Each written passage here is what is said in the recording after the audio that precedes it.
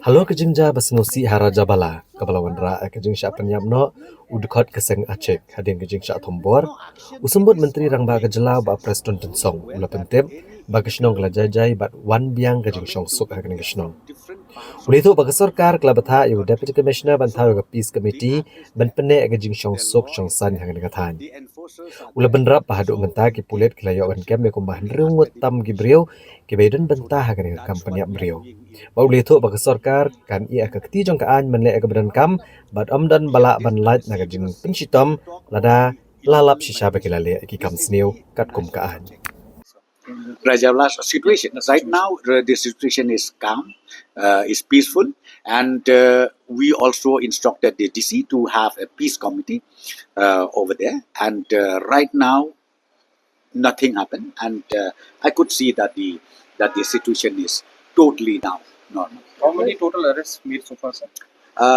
More than six. More than 6%. So let us see. Let the law take its own course.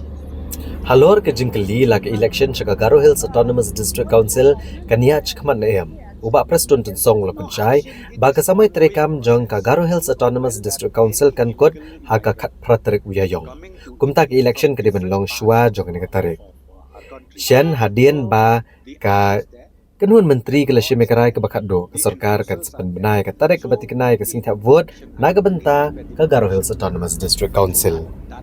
Election in Garo Hills Autonomous Council. Hopefully, very soon you will know that.